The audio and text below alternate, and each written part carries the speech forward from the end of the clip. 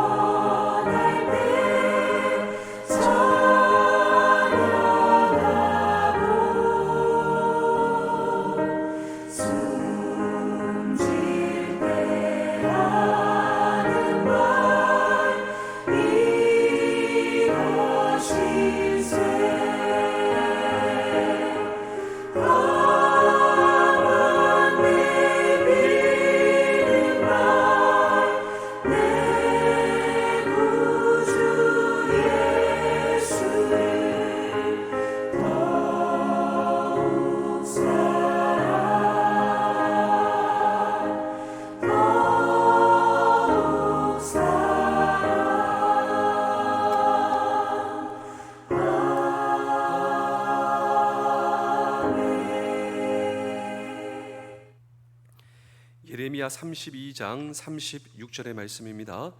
그러나 이스라엘의 하나님 여호와께서 너희에게 말하는 바 칼과 기근과 전염병으로 말미암아 바벨론 왕의 손에 넘김가 되었다는 이 성에 대하여 이와 같이 말씀하시니라. 아멘. 한 청년이 시골에서 도시로 이제 직업을 구하기 위해서 가다가 이 숲속에서 잠을 들게 되었습니다. 근데 자기는 모르는데 수많은 기회가 자고 있는 이 청년 옆으로 지나가게 되었습니다. 그러니까 잠을 자고 있으니까 한 부자가 이 자고 있는 청년을 물끄러미 바라보면서 아들 삼고 싶다. 이렇게 이 부자 그 내외가 얘기를 하는 거예요. 우리 아들 삼고 싶다. 근데 갑자기 그 하인이 주인님 빨리 가셔야 됩니다. 그래? 하고 지나가는 겁니다. 이 청년은 자고 있어서 몰랐어요. 근데 그 기회, 부자의 아들이 될 수 있는 기회가 지금 지나간 거예요.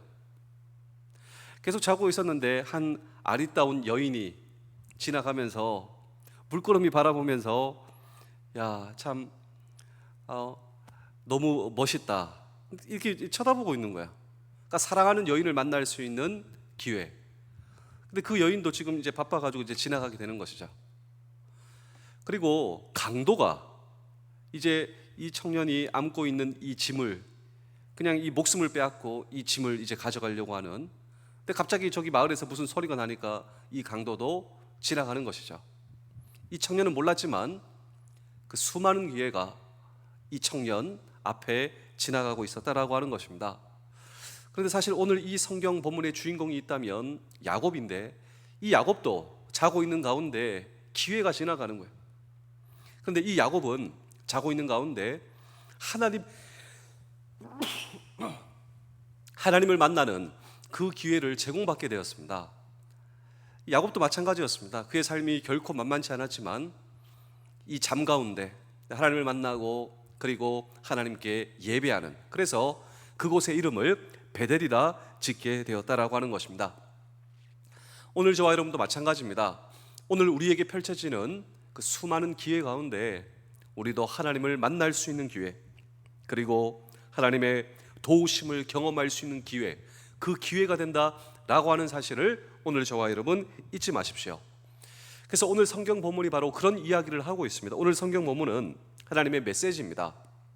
당신의 백성을 향한 일관된 사랑. 그렇습니다. 우리는 우리에게 펼쳐지는 그 수많은 환경과 기회 가운데 여전히 나를 사랑하시는 하나님을 만날 수 있다라고 하는 것이죠. 이것을 기억하십시오. 오늘도 부대와 가정과 모든 삶의 터전에서 시시각각 다가오는 모든 순간 가운데 나를 사랑하시는 하나님을 만날 수 있다. 그렇다면 어떤 상황에서도 나와 함께 하시며 나를 도와주시며 나를 사랑하시는 그 하나님은 어떤 하나님이신가라고 하는 질문을 오늘도 우리는 이 성경 본문 속에 던지고 함께 주의 음성을 들을 때, 첫 번째로 이스라엘의 의미를 저와 여러분 아셔야 됩니다. 우리 예레미야 32장 36절의 말씀을 그런 의미로 함께 읽겠습니다. 시작. 그러나 이스라엘의 하나님 여호와께서 너희에게 말하는 바 칼과 기근과 전염병으로 말미암아 바벨론 왕의 손에 넘김가 되었다는 이 성에 대하여 이와 같이 말씀하시니라. 여기서 이스라엘이라고 하는 단어가 나오는데, 이스라엘의 하나님, 그리고 이스라엘 민족, 그리고 이스라엘. 원래 이 이스라엘은 야곱이라고 하는 사람에게서 이스라엘이라고 하는 단어가 나오게 되었습니다. 그래서 우리가 이 이스라엘을 이해하려면 먼저 야곱에 대해서 이해할 수가 있어야 되는데, 야곱은 문자 그대로 모든 사람들의 그 존재 깊은 곳에 자리 잡은 죄의 본능과 성품을 드러내는 이름이다. 다시 말하면 야곱은 다른 누군가가 아니라 내 존재 깊은 곳에 죄의 성품과 본능을 가지고 있는 나다라고 이해하셔도 전혀 문제가 없습니다. 본래 이 야곱의 뜻이 무엇입니까? 발꿈치를 붙잡았다라고 하는 뜻이죠. 탈취, 탐욕을 대표하는 이름입니다. 어머니의 뱃속에 나올 때부터 둘째로 태어나오니 첫째의 발꿈치를 잡으며 안 돼 한 거야. 안 돼. 왜냐하면 첫째가 되어야지 모든 것을 얻을 수가 있고 상속을 받을 수가 있거든요. 그래서 점점 나이가 들어가 이걸 이제 뼈저리게 느끼게 되니 아버지의 상속을 다 받기 위해서 형이 배고픈 틈새를 노려 장자권을 탈취하는데 성공해요. 그러니까 발꿈치를 잡았다. 이게 자기의 인생, 야곱의 인생입니다. 마음에 두었던 여인을 얻기 위해서 외삼촌 집에서 무려 20년간 일하는, 그러니까 집요한 욕망이 있고 그 욕망을 이루기 위해 세상의 모든 수단과 방법을 이용할 수 있는, 사실 세상적으로 그가 거둔 성공은 어두운 성공이었습니다. 매우 이기적이며 탐욕의 얼굴을 가진 모든 인생을 대표하는 자상, 그것이 바로 야곱이라고 하는 이름이다라고 하는 것이죠. 근데 문제는 무엇인 줄 아십니까? 그런 인생을 살면서도 그런 인생을 살고 있다라고 하는 사실을 깨닫지 못해요. 그러던 그에게 어느 날 결정적 변화의 밤이 찾아옵니다. 외삼촌 라반의 집에서 고향으로 돌아오기 위해 야복 강가에서 하나님의 천사를 통하여 그가 그의 인생에 내가 지금까지 야곱이라고 하는 인생을 살아왔구나. 우리 창세기 32장 27절을 한번 읽어보겠습니다. 시작. 그 사람이 그에게 이르되 내 이름이 무엇이냐? 그가 이르되 야곱이니이다. 자, 하나님께서 보내신 천사가 그의 이름을 몰랐을까요? 모를 리가 없죠. 야곱의 이름을 다 알고 계셨습니다. 그런데 이 야곱이 내 이름은 야곱입니다, 이렇게 말하는 순간 자기의 인생이 보인다라고 하는 것이죠. 수단과 방법을 가리지 않고 내 욕심과 이기심을 성취하기 위해 살아왔던 내 인생이 역설적으로 내가 내 이름을 말하는 순간 도적같이 살아왔던 내 인생의 자아상, 이것을 아마도 처음 깨닫는 순간 내 이름은 야곱입니다, 이것을 다른 말로 표현하자면 이것이죠. 나는 죄인입니다. 역설적으로 자기가 죄인을 고백하는 바로 그 순간 그의 인생에 새로운 아침이 밝아오게 되었다. 진정한 변화의 기회가 제공되게 되었다라고 하는 것입니다. 우리가 주변에 믿지 않는 사람을 전도하면서 사람은 다 죄인입니다, 우리가 이렇게 전도하지 않습니까? 근데 그러는 데는 동의해요. 그런데 그 사람의 마음속 깊은 곳에 자리 잡은 하나의 생각이 있다면, 그래, 내가 죄인인 것에 동의하지만 너보다는 내가 낫다, 혹시 그런 생각도 저는 있을 것이다, 이런 생각을 해보게 되었습니다. 사람이 죄인이다 이 말에 동의할 수 있지만 죄인됨을 진지하게 깨닫지 못한다라고 하는 것이죠. 그런데 내가 죄인이다라고 하는 사실을 처절하게 깨닫지 못하는 한 인간의 변화는 불가능하다. 요한복음 16장에 보시면 성령의 중요한 역할이 나옵니다. 성령의 중요한 사역과 역할 중에 하나가 무엇이냐면 죄를 깨닫게 하신다라고 하는 것이죠. 여러분, 인간이 자기가 죄인이다라고 하는 사실을 깨닫지 못하는 한 우리가 주님의 사람이 될 수가 없어요. 성령의 역할은 무엇인가? 내가 주님 앞에 처절하게 죄인이다, 이 사실을 성령께서 우리로 하여금 깨닫게 하신다라고 하는 것이죠. 그런데 내가 죄인이다라고 하는 사실을 깨닫고 주님 앞에 엎드리는 그 순간 그것이 바로 우리의 변화의 첫 번째 스텝이 된다라고 하는 것입니다. 그래서 이 종교개혁자들의 인간 실존에 관한 위대한 증언이 무엇인 줄 아십니까? 인간이란 존재는 어떤 존재인가? 전적으로 부패한 죄인이다라고 하는 것이죠. 그냥 죄인이 아니라 인간은 전적으로 부패한 죄인이다. 머리끝부터 발끝까지 우리의 생각부터 성한 것이 없는 처절한 죄성에 빠져있는 인간, 이것을 깨닫는 것, 이것이 바로 새로운 인간의 변화의 출발이 된다라고 하는 것입니다. 그래서 오늘 성경은 우리에게 이렇게 묻고 있는 것입니다. 오늘 저와 여러분들은 내가 야곱이다 라고 하는 사실을 깨닫고 계신가요? 그런데 내가 야곱임을 깨닫고 내가 죄인임을 깨닫고 주님 앞에 엎드리는 그 순간 두 번째 이름이 주어지는데 그것이 바로 오늘 이 성경 본문에 나오는 이스라엘이다 라고 하는 것입니다. 그래서 이스라엘을 경험하기 위해서 야곱이 무엇인가를 깨달아야 한다라고 하는 것입니다. 우리 창세기 32장 28절입니다. 그가 이르되 내 이름을 다시는 야곱이라 부를 것이 아니요 이스라엘이라 부를 것이니 이는 내가 하나님과 및 사람들과 겨루어 이겼습니다. 자, 놀랍게도 자신의 이름을 야곱이라 고백하는 그 순간, 내가 야곱처럼 살아왔던 죄인임을 깨닫는 그 순간 바로 새 이름이 주어지는데 그 이름이 바로 이스라엘이다. 그런데 이 이스라엘의 뜻이 하나님과 겨루어 이겼다라고 하는 이름의 뜻을 주신다라고 하는 것이죠. 그래서 성경학자들은 이 이스라엘의 이름의 뜻을 훨씬 더 잘 이해하기 위해서 이스라엘의 어원을 추적하고 있습니다. 이스라엘 할 때 이스라, 이 단어의 어원이 무엇이냐면요, 통치하다, 다스리다 라고 하는 뜻을 가지고 있어요. 지금까지는 무엇이 나를 다스렸는가, 무엇이 나를 통치했냐면 내 마음과 고집과 본능과 욕심이 나를 다스렸어요. 사실 이것이 야곱, 사실 이것이 내 인생 아닙니까? 무엇이 내 인생을 다스려 왔는가? 내 고집과 본능과 욕심과 내 마음이에요. 그런데 이스라엘은 무엇인가? 그렇게 살아왔던 나, 그런데 하나님께서 나를 통치하시고 하나님께서 나를 다스리신다. 이것이 바로 변화요, 이것이 바로 이스라엘의 본질적인 의미와 뜻이다라고 하는 것이죠. 우리 이사야 44장 5절입니다. 한 사람은 이르기를 나는 여호와께 속하였다 할 것이며 또 한 사람은 야곱의 이름으로 자기를 부를 것이며. 자, 한 사람은 여호와 하나님께 속하였다. 이것은 바로 하나님의 통치를 받는다. 이것이 바로 야곱의 반대말 이스라엘의 진정한 뜻이다라고 하는 것이죠. 또 다른 사람은 자기가 여호와께 속하였음을 그의 손으로 기록하고 이스라엘의 이름으로 존귀히 여김을 받으리라. 하나님의 통치함을 받는, 오늘 저와 여러분들의 변화의 인생을 가리켜 존귀한 인생이다. 더 이상 야곱의 이름을 가질 필요가 없다. 더 이상 욕심과 이기심의 지배를 받는 것이 아니라 하나님의 통치를 받는다.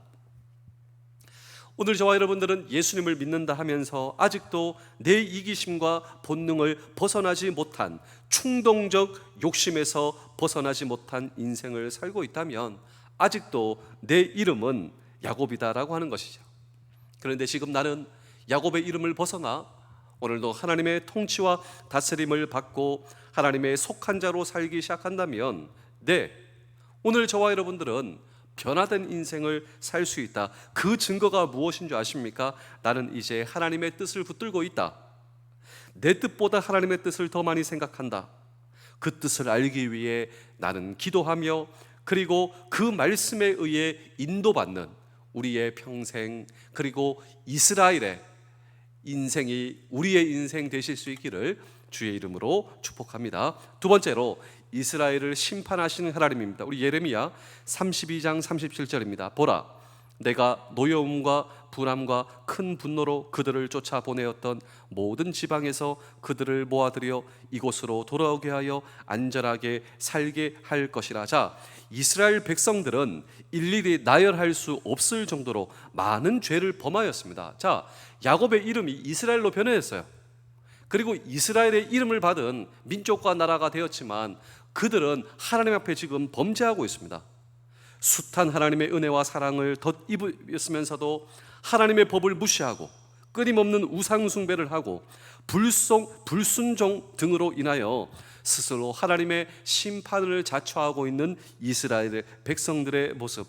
그런데 하나님께서 그런 이스라엘 백성들을 심판하십니다.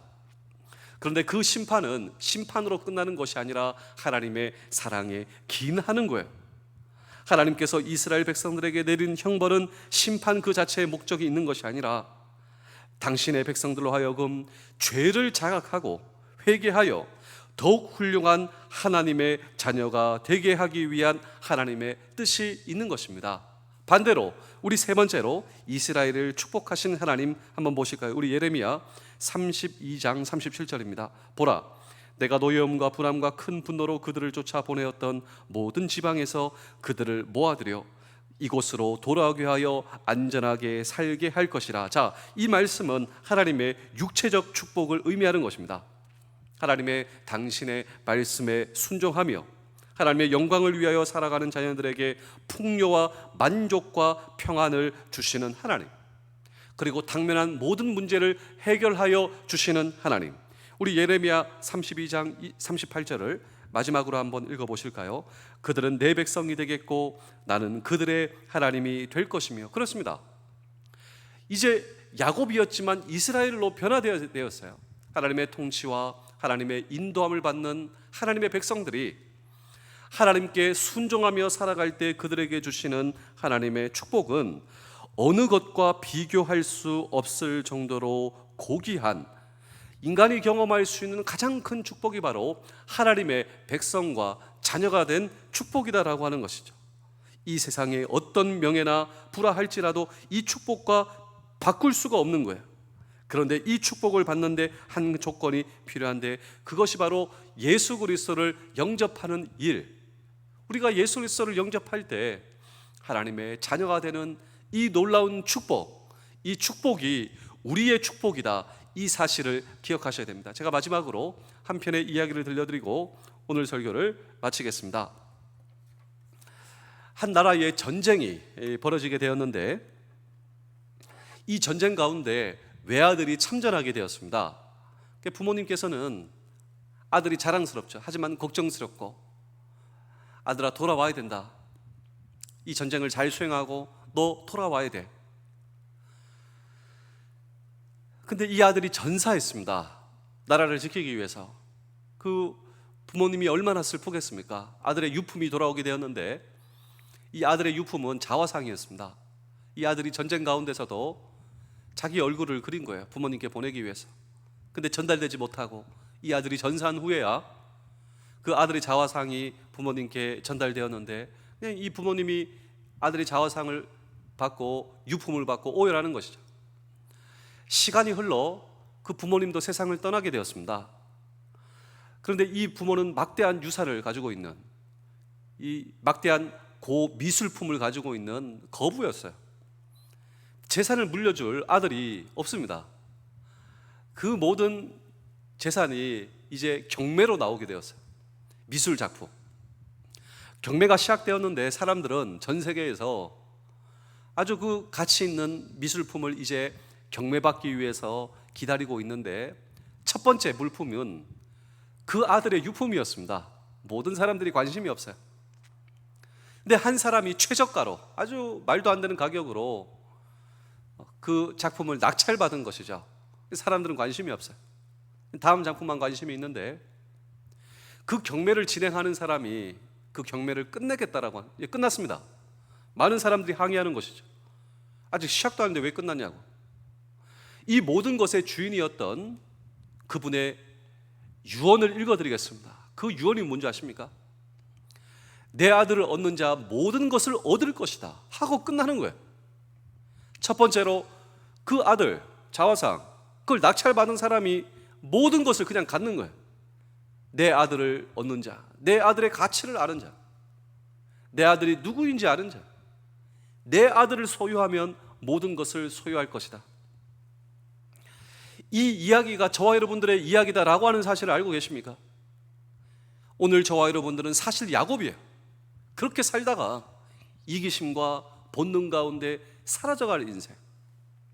그런데 나는 나만 믿고 사는 인생에서 나에게 찾아오신 예수 그리스도, 그 예수 그리스도를 통하여 죄와 심판과 본능과 그리고 이기심과 내 욕심 가운데 사라져갈 그 모든 죄를 하나님 앞에 탕감받고 용서받은 예수 그리스도의 통치와 하나님의 통치를 받는 우리는 이스라엘이 되어 하나님의 자녀가 되었습니다. 그렇습니다. 그 예수 그리스도를 통하여 아들을 얻는 자 모든 것을 얻게 하시는, 우리의 육체적인 축복뿐만 아니라 영적인 축복이에요. 이 축복을 하나님께서 이스라엘에게 허락하신 하나님이 오늘 저와 여러분들의 동일하신 하나님이시라니. 그렇습니다. 오늘도 내 자신은 야곱입니다. 이 말은요, 나는 죄인입니다.